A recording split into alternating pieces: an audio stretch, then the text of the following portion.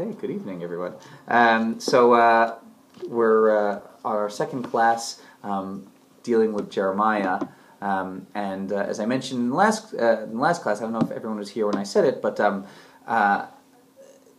Rabbi Lau, who wrote the book on Jeremiah, not of Jeremiah, obviously, suggests, and I think it's pretty clear if you look through, that there is an editorial issue with the book of Jeremiah. Right? Meaning, and this is not a problem that is a theological problem, because even the most traditional opinion about the authorship of the prophets is not that the books are authored by God. They were authored by the prophets who wrote them, authored by a scribe who took it down. In fact, Jeremiah, the book of Jeremiah has some specific, actually has a person who we think probably is the person who wrote down what happened. So what we learn from Jeremiah is not the letters and the words, but what his prophecy was. I mean, that's what God gave him, not necessarily the words that are written down, right? But if it's written down properly, then we do believe it to be God's words to Jeremiah and what actually happened to Jeremiah. So that being said, reading through Jeremiah, you get a sense of some of the editorial difficulties. And if you, Steve, if you would grab that Art Scroll Tanakh for a moment off of the shelf. I just want to show you something to kind of highlight this, which is going to deal with the chapter that we're going to go to. We're actually going to start today. Last time we finished in the middle of we finished chapter 1, and we're going to start today in the middle of chapter 3. Now, as I've mentioned numerous times in the synagogue, the chapter and verse designations that we have in our Bibles, in our Tanakhs, are not Jewish designations. Meaning, they were designations chosen, as far as I understand it, by Christian scholars who decided to divide up the text a particular way. Right? Sometimes those divisions make perfect sense, right? Chapters, again, the verses were already divided up, but the chapters were not, right? And so sometimes those chapter designations make sense, but other times they don't. But what I want to say is that they don't really have any bearing on they shouldn't have any bearing on the meaning of the text. Meaning, if chapter 3, according to that designation, begins in a particular place, great. Like, that doesn't really affect the narrative.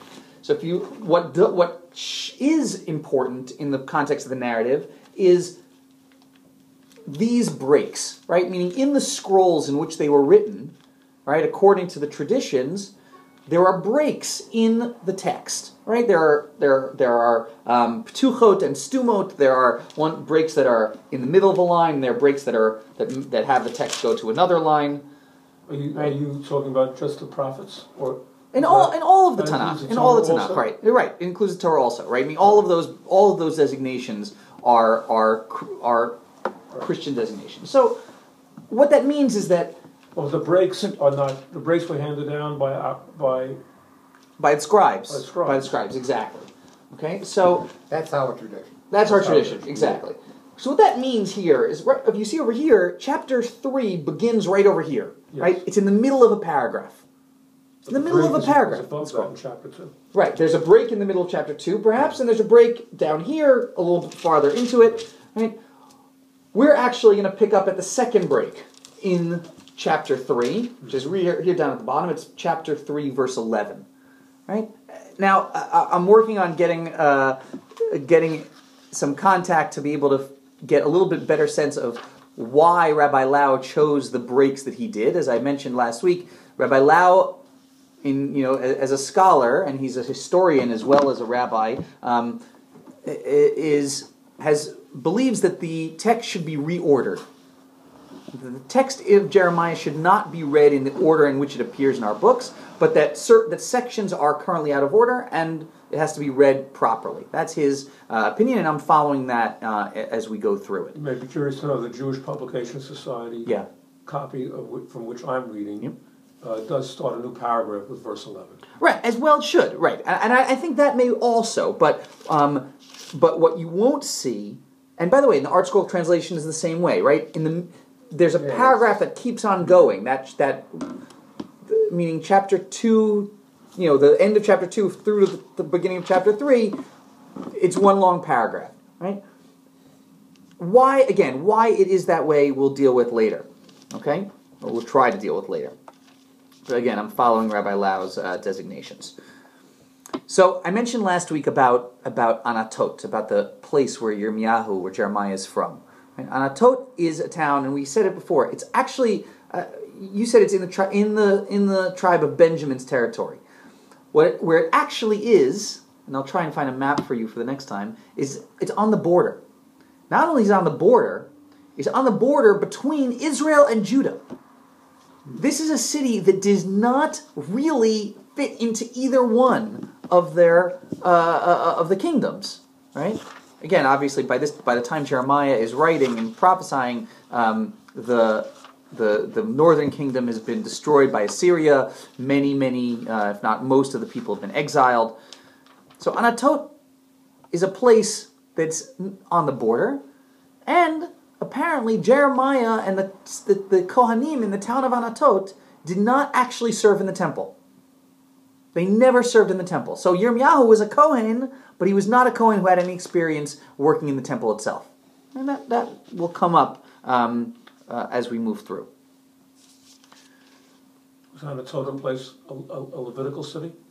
No, I believe it was a. I don't know if it was entirely a city of Kohanim, but there were Kohanim lived among the people, right, in different areas. In fact, because their primary job was as teachers, right. So they lived among the people. They worked in many cases. They worked in the fields just like everybody else, but their job was to serve as teachers in these cities. Yes. You have it there. Is it there? Anatot. Look at that, and you can see. It's on the border of Benjamin and Judah. Benjamin and Judah, right? Benjamin is Northern Kingdom. That's okay. Right? Meaning why? Right? Why? And by the way, why is Benjamin Northern Kingdom? This is going to come up. What's significant about Benjamin? I thought Benjamin was part of the Southern Kingdom. I thought Benjamin and Judah were part of the Judah. Map again? Let me see that map again. Because I thought Benjamin and Judah were part of the Judean kingdom, and all the other, forgetting about the tribe of Levi, obviously, all the other tribes were part of Yisrael. I have to double check because I know the Jerusalem is in the portion of Benjamin, I believe. That's. Although, do you see it on there? On that map? No, it's not on this map. Is anything on that map? Is Jerusalem on that map at all? No, this is just Levite cities. I see. So right. This is pointing out something else. I'm gonna have to try to find that, right? I'm gonna have to try to find a little bit more detail. The interesting thing about Benjamin, right? Meaning, what is the most common name for the Northern Kingdom was besides Israel? Ephraim. Good. Right? What's significant about Ephraim?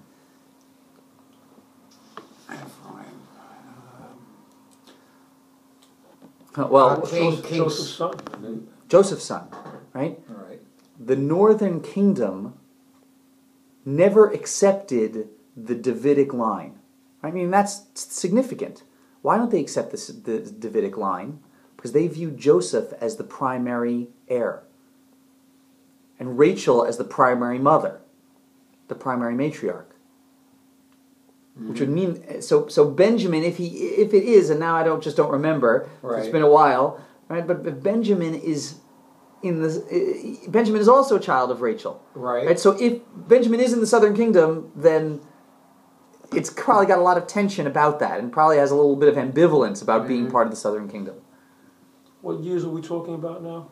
We're talking about 800 years after the Torah was given? This is what you're talking about, Jeremiah? 600 and, I think we said 627. 627 to 586. Right, so this is 700 years after the Torah was given.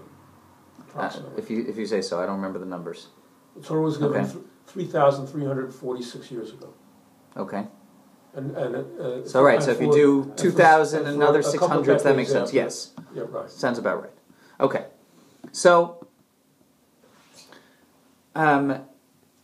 we have this city, right? So Anatot is a place where, as I think we mentioned last time, kind of news is going to filter in from both areas.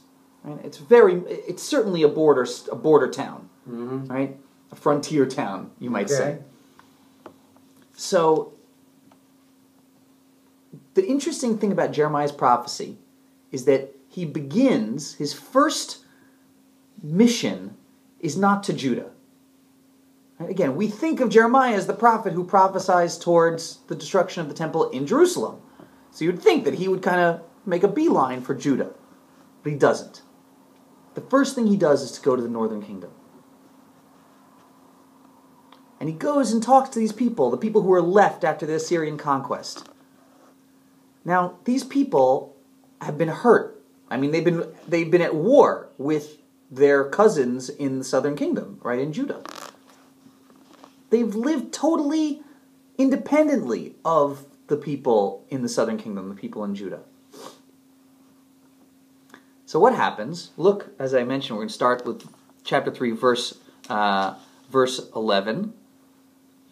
Vayomer Hashem Elai tzedaka nafsha Hashem Elai tzidka nafsha mishuva Yisrael mibogeda Yehuda. The Lord said to me, faithless Yisrael has proved herself more just than treacherous Yehuda.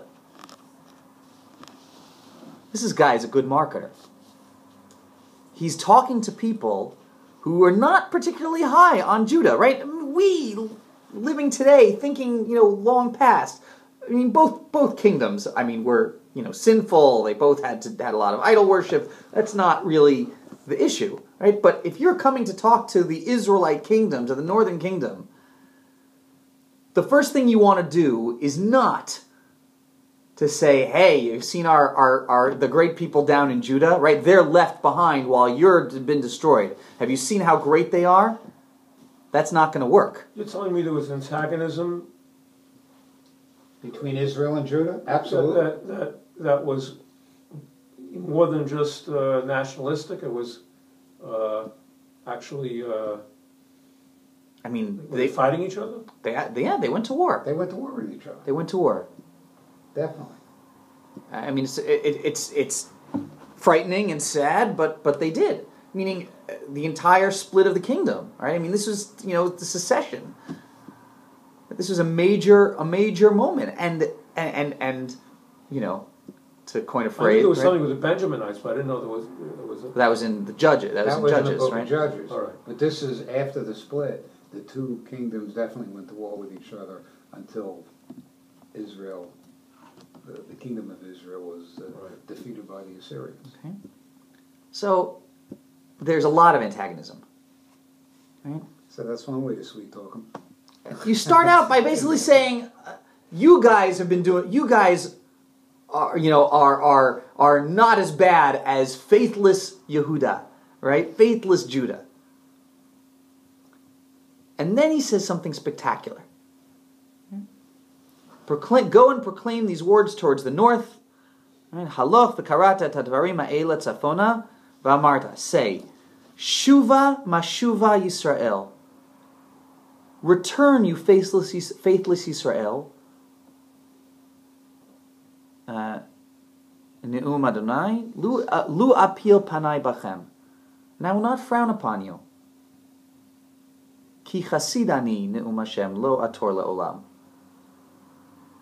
Because I am merciful and I will not bear a grudge forever. So what does Jeremiah say? In 2 verses, God is not holding a grudge. God is not vindictive. Right? In case you thought so, and if you're sitting in Israel, if you're sitting in the northern kingdom right now, that's the way you feel. You feel totally abandoned by God. No. God says, you can return. There is forgiveness. There is tshuva. And God will not hold a grudge forever. And so Jeremiah encourages them to start this process of tshuva. To say, you can do better. You can fix what you've been doing. How do you do that? Well, first of all, stop worshiping idols. That's what you were doing. That's what got you into trouble in the first place. But, even though this is happening during the beginning of the reign of Josiah, who's trying, at least it seems, trying to get rid of the idol worship in Judah, he's not successful. Right? He's successful in changing in purifying things in the temple a little bit, but he's not successful in changing the worship of the common people. So at that level, Israel's no worse than Judah. And according to Jeremiah, perhaps better. Maybe he's just as Steve said, sweet-talking them. Okay? So Jerusalem, Judah, has to get out of its idol-worshipping habit. But Israel has something more important, or something very different to decide, which is, will it reunite? Will it be willing to let the past be the past and go back to its cousins, to its brethren, and be part of the unified kingdom of Israel, of Judah, whatever you want to call it? Now, what's going to be the hang-up? Well, we just said it, right? They don't want to hear about David. They don't want to hear about these kings. They don't want to hear about the temple, by the way, right? Because they had their own. They had their own temple. And this is something that pulled these people apart and pulled these countries apart. You know, didn't Samuel warn them, what do you need, a king? You know, should they have gotten it by now that God doesn't like this idea of kingship to begin with? God, look, it's back, I mean, they don't need Samuel, it's back in the Torah. Right, exactly. Right, meaning... He tolerates it, but if you want to have a king, That's read not, the Torah. That wasn't the preferred method, but the thing is, if you're going to force it on me, okay, you can do it, but you have to... Obey there are rules. You have to obey the bylines, the bylaws. You know, and the fact is... I guess, you know, we can look back now because we understand we're Americans. Right. So we're not... We say, oh, we don't really want kings. But in those days, that's what people knew. Everybody knew kings, right? They wanted... remember the complaint, right? We want a king like all the other nations. Right, that was the... Right, that's perhaps their first mistake. That's their mistake, right? It's not that they want... It's not... Their mistake isn't wanting a king. It's wanting to be like all the other nations. It's wanting to be like all the other nations, right? As Simcha says all the time. They have a king. It's God. They don't need another king. Right? All they need is to form a court system and to make things work the right way. They need to legislate, they need to whatever, but they have laws, they have a king. Right? So, okay, again, that's for the class on judges, not the class on Jeremiah, but and by the way, for the class on kings, because the whole, the entire enterprise of the kingdoms is this constant tension, right? I mean, Judges, the refrain in Judges is there's no king, right? If there was a king to unify the people, then everything would be great, right? In Judges, right? But then Samuel, then they get a king, right? And Samuel warns them exactly as you said, okay? And then they say, be careful what you wish for, because they got it. Yep. They got a king, and they got kings after kings after kings, and it wasn't so bad at the beginning, right? But the kings had, but a lot of the kings had potential, right? A lot of the kings had potential to unify the people. A lot of the kings had potential to get the people to inspire the people to do the right thing, but they didn't, right? Either the people didn't follow, or the kings didn't follow through. Again, there's all kinds of things. That's why there's two books of Kings, but there's no, we call that whole part of the Tanakh Nevi'im, prophets, right? Because the kings are not the ones who are doing God's will, right? That's what the prophets are doing, right? The prophets are trying to spread God's will much more so than the kings, and much more consistently than the kings. So let's continue to read that paragraph, which is fascinating and very important part.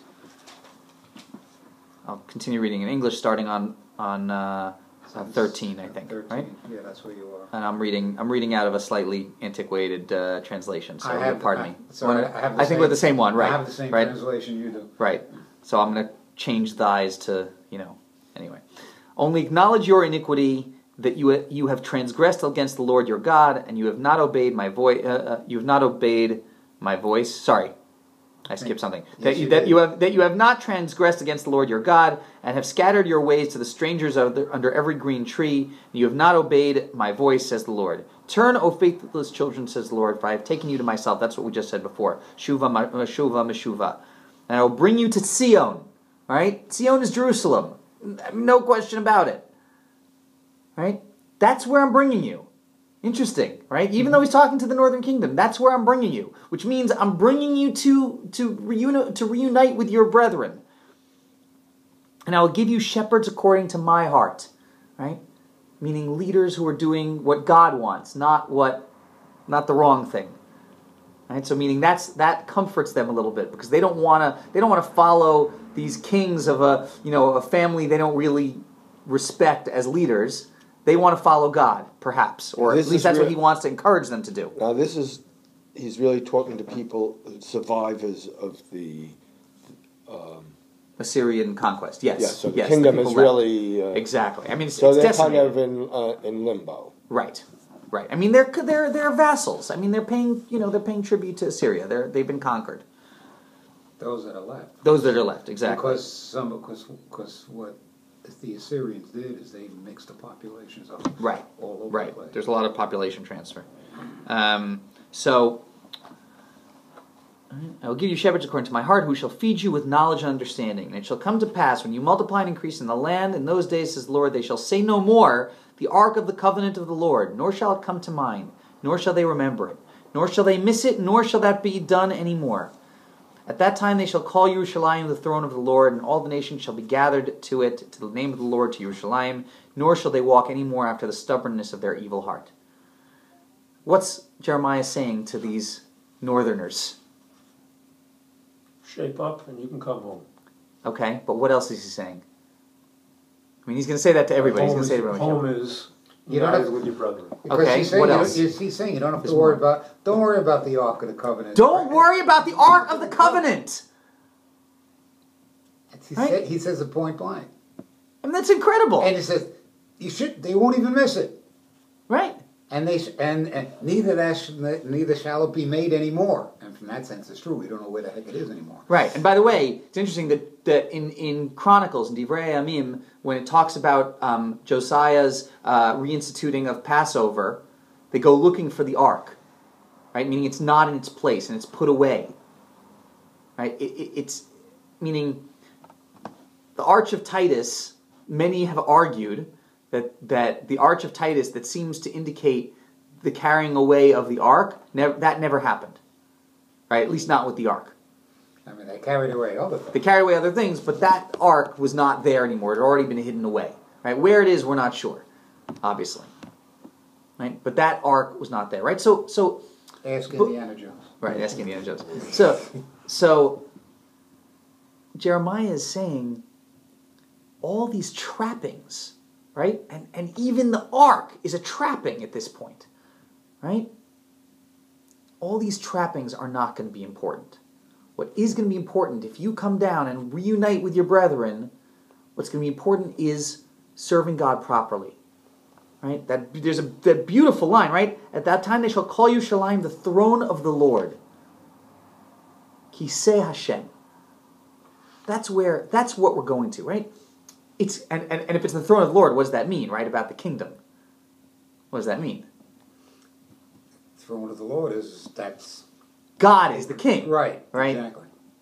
Right. No more of this. Right. This experiment, right, of that began with Yerovam and David and Solomon and all that. It's gone. I like this. Good. Yeah, but I think later. And for instance, one of the commentaries here, and they shall say no more the ark, etc. The city of Jerusalem as a whole will be filled with the divine presence, so that the ark will lose its special significance. Right. Well, I don't know about that. I mean, the ark is still the ark, but you don't need the ark to obey the commandments. Exactly. Right. Meaning the ark is a symbol. Right. And by the way, the northern kingdom used to have the ark. Before there was a temple, the northern kingdom had the ark. It was stolen from Shiloh. Right. That's right. It's stolen from Shiloh by the Philistines, and then it comes back to Jerusalem. Right, because God plagued them. And the Philistines said, "You take it." Right. But that's where it ended. That's where it was. So the idea that the ark was in Judah was a sore point for the Israelites, for the northern kingdom. So now they're saying, or Jeremiah is saying, that's not what's important, right? But by the way, I'm acknowledging that maybe, and I don't think Jeremiah believes this necessarily, but I think he's marketing it very carefully and very shrewdly, saying maybe it wasn't so important to begin with. Maybe it wasn't even theirs to begin with down in Judah and Jerusalem, right? But Jerusalem is still the right place for this. Jerusalem is still the center of God's kingdom, right? And you have to come and behave and worship properly there, right? Together with all of your brethren. And when he's speaking now, is the ark in the hands of our people? Is it in the southern kingdom? It's in the southern kingdom. It was taken away by Assyrians or somebody else. No, because the Assyrians didn't conquer Jerusalem, right? Meaning so this is before the Babylonian conquest. It's still at this point. in the temple in Jerusalem. That we're not sure of, right? Because Josiah looks for it. It was taken away during Menashe, right? We said Menashe was Josiah's grandfather, who was one of the worst, right? And we talked about that last time with the Gemara, who says, "Oh well, if you were there, you would have done it too." Okay, but the Gemara's original idea is that Menashe is one of those kings who does not have a share in the world to come, right? Because he is so evil, so bad, so much entrenched in idol worship. So they put it away, right? Meaning the Kohanim took the ark and hid it because they were afraid of what Menashe would do to it. So they got rid of it. I mean, they didn't get rid of it. That's God forbid, right? But they hid it away, right? And Josiah brings it, at least attempts to bring it back, right? I don't want to go into that, but that's one of the possibilities. Okay? So Jeremiah is trying to convince them to come home. And then Josiah's reform will really be complete, right? Jerusalem will be the throne of God, the temple will be less important, and everyone will come to worship God, and there won't be more idol worship. And you see the way it continues, because, again, he's marketing it as, well, you guys have been wronged. You, Northern Kingdom, have been wronged, but he still is trying to encourage them to come back. So look at what he says. Verse 18. In those days the house of Yehudah shall walk with the house of Yisrael, and they shall come together out of the land of the north to the land that I have given for an inheritance to your fathers. But I said, how shall I put you among the sons, and give you a pleasant land, the finest heritage of the hosts of nations? And I said, you shall call me my father, and you shall not turn away from me. Surely as a wife treacherously departs from her husband, so have you dealt treacherously with me, O house of Israel, said the Lord. Right, what does this remind us of? Any other prophecy sound familiar here? Or more our Haftorah, more likely Haftorah reader over here, right? The one whose wife disobeyed him. Hosea. Hosea, right. Hosea, his whole prophecy is about this harlot that he has to marry, and it's all and it's all about, all right. It's all a metaphor, right? He has to learn how much God cares about the Jewish people, even though they've violated their covenant time and time again. Right. And if he can take his wife back, then surely God could take us back. Right. So Jeremiah so Jeremiah is referencing that here, I think. That happened before this. Right. Hosea comes earlier. And surely as a wife treacherously departs from her husband, so have you dealt treacherously with me. I mean, you've cheated on me. You've been traitorous. You haven't done what you were supposed to do, and you want to come complain to me that your kingdom is gone? Okay. It's amazing that a remnant survived.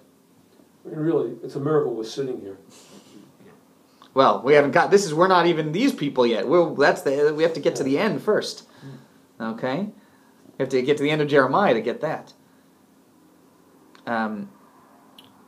You dealt treacherously with me, O house of Israel, says the Lord. A voice is heard upon the high hills, weeping and supplications of the children of Israel, for they have perverted their way and they have forgotten the Lord their God. Return, faithless children, and I will heal your backslidings. Here we are come to thee, For you are the Lord, your Lord our God. Truly from the worship on the hills comes delusion, right? The worship's on the hills, the high places. And from the uproar on the mountains, truly in the Lord our God is the salvation of Israel. For the shameful idolatry has devoured the labor of our fathers from our youth, their flocks and their herds, their sons and their daughters. Let us lie down in our shame and let our confusion cover us. For we have sinned against the Lord our God, we and our fathers, from our youth even to this day, and have not obeyed the voice of the Lord our God. Right? Now this is Jeremiah perhaps speaking to people he knows. Possibly. Right? Again, he didn't serve in the temple. He's in Anatot, which we're not sure exactly where it is, but it's certainly close to the border. Right? I mean, they didn't have border crossings the way they did today. Right? I mean, yes, there's a border, but yes, things are a little bit more fluid, and especially if you're near the border. The difference between one country and another is more, I mean, number one, it's more related to the tribes, and it's more related to simple geography and people's ability to travel. Right. So Jeremiah is talking to perhaps people that he knows, people from his area, people who are wondering what's going to become of us, right? Assyria has destroyed us. And he's giving them a suggestion. Now, again, this is not the Jeremiah that we're familiar with, perhaps, right? This is not the Jeremiah of the Haftorahs before Tisha B'Av. Look, it's a confident Jeremiah, and at the beginning in his youth, maybe he wasn't 100% sure that God really wanted him to do all this, and God says, yes, of course. Right, we saw that last week. Right. So now he seems to have hit his stride. Right. And he's hopeful, right? I mean, right. He's confident of his message, right? We talked about that last week in terms of what it means to be a prophet altogether, right? He has to be confident of his message, right? But right now, his message is a hopeful one, right? Meaning, you have to remember who's the king. That King Josiah is the best hope they have right now. It's the best hope Jeremiah has and God has. If he can be successful, then maybe this tide can be turned. Right? We're going to see, obviously, that Josiah is not successful, and there's reasons for it, and God talks about why that's the case. But Josiah is, he's the boy wonder. I mean, he goes and says, wait a minute, this is all wrong. We've been doing this all wrong. Let's figure out the right way to do it. And they bring out the Torah, and they look for the ark. And they say, what are we supposed to do? How are we supposed to act? How are we supposed to keep the things that God told us to do? And so within at least his inner circle, things are improving. They can't be all bad if they pose that question. If they say, what are we supposed to do? How are we supposed to act? If you look at modern times, those who are the most distant from Torah are not wondering, what does Torah say? How are we supposed to act? They're going about their business, not even thinking about Torah. So at least these people wanted to know what God required of them. You've got to give them some credit for that. Yeah, no, there's no question that they get. Meaning, again, this is the beginning of this era, right? Jeremiah, we have to think back to our last chapter, right, from the first chapter, right? Jeremiah knows that there's an evil coming, right? Something bad is going to happen, and Babylon is going to be responsible for that bad, right? Which is going to shock people. But something bad is going to happen. But maybe, just maybe, the worst can be staved off. Or prevented altogether. Or prevented altogether. We don't know, right? Meaning God is... Look, prophets have a really rough job, right? And all you have to do to know that is to look at Jonah. I was thinking of Jonah when you're talking. I mean, Jonah is the only prophet who succeeds. Right. And look at how he responds, right? Meaning... But that's the potential for a prophet is always that. Meaning... If he succeeds, then If he succeeds, he becomes a false prophet. Exactly. He seems like a false prophet to everybody. But Jeremiah seems to be saying, I'd rather be called a false prophet and let me succeed. Jeremiah believes in his mission, and as I said last week, he believes in his mission, he believes in what God is telling him, and he loves his people. Right. And if he if it turns out that this evil turns out to be not the case, he'll know that he was right. Meaning he'll know that it was God who changed his mind, and it wasn't just happenstance, right? But nobody will respect that. Right? Did I tell people the three? Behaved in a way that made God take extra mercy on them, not that God changed His mind. Okay, right. Exactly. Meaning, without getting into that, right? Exactly. Meaning, look, with Jonah, it's a little bit more clear, right? He goes to Nineveh and says, "Change, right? Right? Yes. You're going to be destroyed, and they did. if you don't change, right? So they changed, and they didn't get destroyed, right? So it's a little bit easier, right? Black and white. Right. Jeremiah, it's a little bit grayer, right? He doesn't know if nothing's going to happen. But the question is whether the worst can be averted. And that's what we're going to see through the course of this, right? Jeremiah's going to tell everyone, look, there's a new player in town, right? And it's Babylon.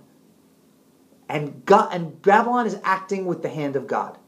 Babylon is acting totally by God's will. Babylon doesn't think that, obviously, right? But that's why this is happening.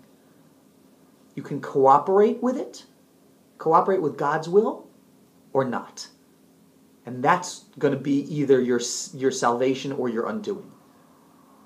Right? Did I tell you the story that Rabbi Lau told at the class that I first learned about this? I first heard about his book and heard his Jeremiah about there's I don't know if it was a general or a security officer or somebody in the Mossad, whatever it was. After this book came out a year or so ago in Israel, I think, and it's been read and reviewed and by many people. I mean, it's published by Yediot Acharonot Publishing. It's not being published. It's not being sold in the yeshiva bookstores. Right? This is a book for the public, for the general public, and people are reading it. Right? And Rabbi Lau happens to be a very prominent figure in the Israeli public. Right? He's not somebody who's constrained to and confined to the yeshiva. Right? It's not at all the person he is. So this book came out, and Rabbi Lau says that he got a phone call from I don't remember the person's name, but there's a person who was most responsible for the failure in intelligence of the Yom Kippur War. Mm-hmm. And there's a part of this book where there's a part of Rabbi Lau's book about Jeremiah where he's talking about false prophets. Right? There are false prophets in the days of Jeremiah. We'll see them later on. And now, how do you know it's a false prophet? Well, if his prophecy doesn't come true, right? But usually everybody's gone by the time that happens. Or if he says something contrary to the laws of Moses. Yes, exactly, right. But in the cases, the prophets in Jeremiah's time, and by the way, it's a whole discussion about how do you get prophecy, whatever. I mean, it's very possible that they, heard God's word just not accurately, right? Meaning they're not necessarily people who are faking it. They're not making up fake prophecies. This is not a prophet. This is not Shabtai Tzvi, right? To use a slightly more modern example, right? Not a false messiah, a false prophet. It's not what's going on. But they're false prophets because it turns out that they're wrong, right? Jeremiah is speaking the truth, and they're speaking things that are saying otherwise, right? That turn out to not be the truth. But people don't realize that, and what the other prophets are saying feels a lot better. It's a lot more comforting. Again, we'll see that. So in any case, Rabbi Lau says he got a phone call from this person who was responsible for the failure of intelligence that that almost cost Israel its life in the Yom Kippur War. And he said, don't call them Navi Sheker. Don't call them false prophets. Call them Navi To'eh, mistaken prophets. And the meaning there is obvious, right? The people who were there at that time, they believed what they were saying. There was nobody in the intelligence community in Israel who believed, and I'm not an expert on this at all, right? But they don't believe that if it's going to be fine, right? Egypt's not going to attack right now, and everything's going to be all no problem. They believed that's what they believed with all their hearts and all their intelligence, right? I mean, they did their research, they did their intelligence, they did what they were supposed to do.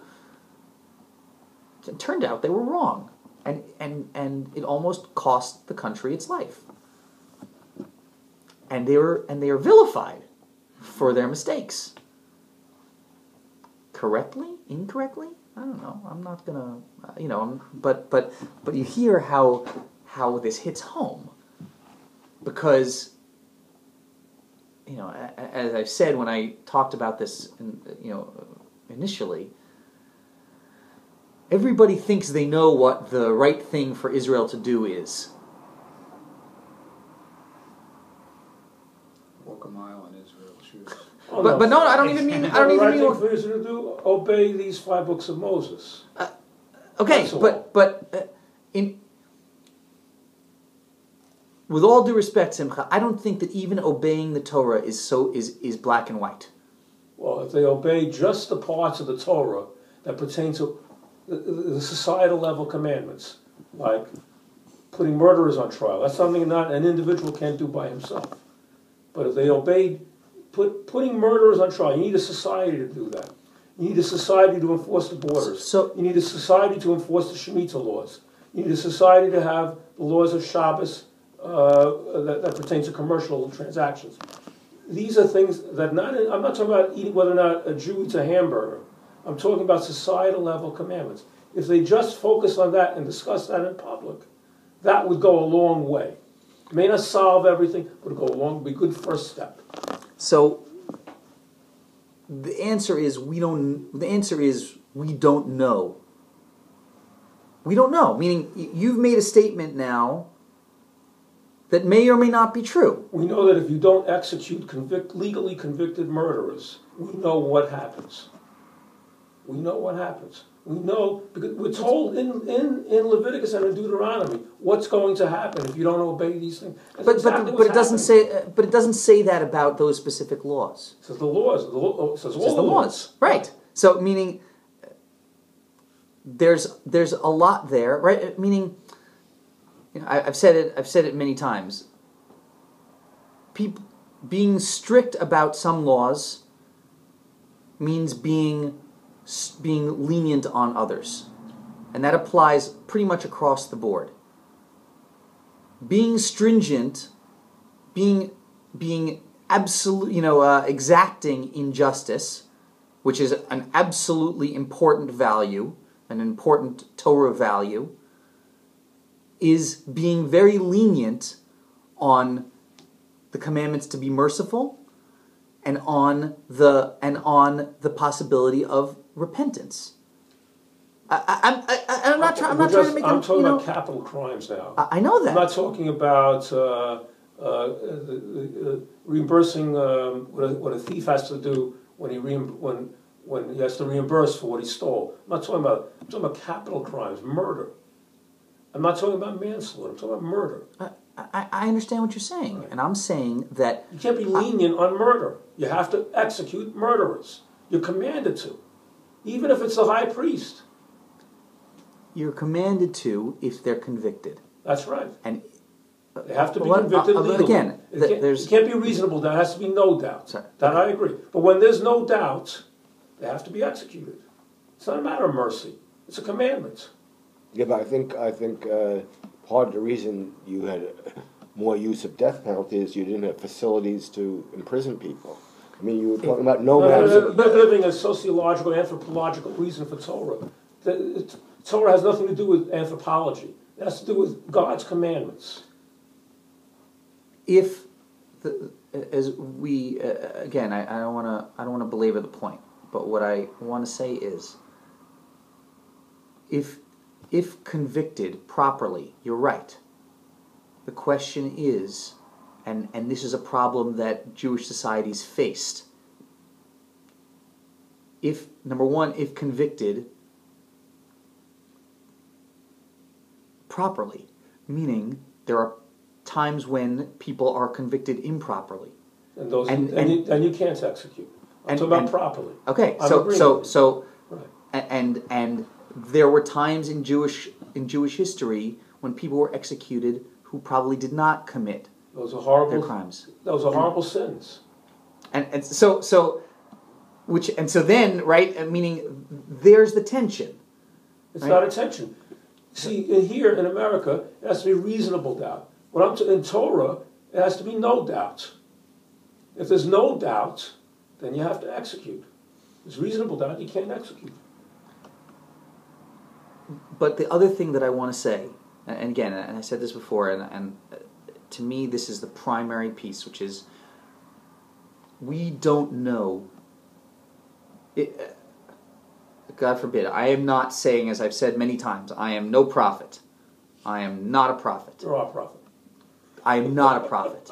And anybody who thinks that I am, right, that's a very different issue. Okay. Right? I'm trying to raise points that I think the prophets, the actual prophets, point us to, which is we are individually and as a society supposed to keep the Torah. I agree with that 100%. That is what we are supposed to do. That's what our covenant obligates us to do. What we don't know is, A, are we at some point when something bad happens to us individuals or us as a society or our country, Israel, are we being punished for something? And if so, what? And I do not know the answer to that. I absolutely do not know the answer. Jeremiah knew the answer in his time. Jeremiah was able to go to his the leadership and the people in his time, and he goes to both. Right? He does not just go to leadership. He does not just go to the commoners. He goes to everybody, and he's able to say, "This is what you have to do. Don't worry about the other stuff." Meaning, worry about it, but you're not going to be punished for that. And again, as we go through the book, we'll see more of what he says. And that's the fascinating part. Meaning, the Beit HaMikdash, the temple, is not destroyed because of idol worship. It's not destroyed because of idol worship. All you have to do is look at the history of the first temple. And look at the numerous times when there's idol worship. There is idol worship going on, and that has a point. That has a part of something to do with the destruction. But the temple can be saved. The people can be saved. The kingdom, perhaps, even can be saved. The question is how. And the how involves following not just the Torah, but following the prophet. Now, we don't have a prophet today. So, here we are. We've only done, a chapter and a half. So we don't have any lessons to learn yet. We still have, thank God, right, Jeremiah's writings. Yeah. And we have not only the 5 books of Moses handed down to us intact, but we have thousands of years of commentary on them, a rich literature, a library. We have our history now. Now we're even more knowledgeable. We should be even more knowledgeable of the repercussions of not obeying, because now we have all this history to look back on. Except there's a lot to be said there, but I don't want to again. No. I don't want to. I don't want to go off. I don't want to lose the focus, which is to say the following. Our job is to look at Jeremiah, I think, and my goal in this class is for us to look at Jeremiah and say, well, what are the things that he is prophesying for and against, and figure out, are any of them applicable? Because I don't know that right, meaning God's word is eternal. I don't know that Jeremiah's going to say that the sin of his day is the same sin of today that matters, that could be the cause of destruction. I don't know that that's the case. I think I think that if that were the case, we'd have a clear indication of that. Jeremiah is prophesying to the people who he's speaking to. Right? The Torah is eternal. Right? The prophet's message is eternal. Right? But the specifics are not necessarily. So again, I'm losing focus a little bit, but I think that's what we have to look for as we study Jeremiah. Right? We have to. And I see every sentence that we've discussed since we started this class as relevant to what's going on in today's news, everything. I don't disagree with you. I see it. We need him right now. You're right. We have to repeat this, right? We ourselves have to discuss this. And that's I think that was Rabbi Lau's right point in writing this book. I mean, again, he's not trying to be a prophet either. He's trying to say we have to look. Let's talk about it. Exactly. And again, that's the conversation that's starting. We have the ability, and we need to seek out the ability to not just spread these ideas, but to engage these ideas. And one of the difficulties in Israeli society today, and you kind of hinted to it, Simcha, is people's unwillingness to deal with these ideas. And the way to get them to deal with these ideas is not to tell them, well, you're not observing the Torah, and so if you don't wake up, it's going to be trouble. It's going to be trouble. How should we do it then? I think that by appealing, right? It's interesting, right? Look at what we saw in this chapter. What does Jeremiah do? Jeremiah, the Davidic line, I believe that Jeremiah believes strongly in the Davidic line. Oh, really? I believe so. But I think he's very careful with his words. He's very careful to know who he's speaking to. Meaning, the Davidic line, I think, is irrelevant to him if the king is not following, not following God's will. But he does believe, I think, that the Davidic line is the proper one. And certainly that Jerusalem is the proper place of worship. That the Beit HaMikdash is the proper place of central worship, right? Sacrifices, etc. But he doesn't say that when he goes to the northern kingdom. When he goes to the remnants of the northern kingdom, he's very careful. He's speaking to them in a way that will get them to listen to him. Not in a way that will get them to do hopefully get them to do what he and God want them to do. Right? But not... He doesn't want to beat them over the head. He wants to... And he also knows he's going to be rejected if he tries to beat them over the head with it. If he tries to say, you guys have to all go down to Judah, where we got this great king from the Davidic line named Josiah. And if he does that, he's guaranteed 1,000% failure. Not only that, he might not even live. Right? And that comes later. Right? Jeremiah doesn't do so well. I'm actually waiting to see what he does. So, I will... is there an English translation yet? There is not. Okay, there is nice. not. I will. If you'd like to start to look ahead, the next chapter in Rabbi Lau's order is chapter 31. Right? So go ahead. And it's a continuation, right? I mean, it's a continuation of this discussion to the Northern Kingdom, right? But if you'd like to look at it ahead before next week's class, which as of now will be on, it's possible that with things a little bit changing because of Thanksgiving week, it might not be, but as of now it'll be on. Okay. Okay? Okay. Very good.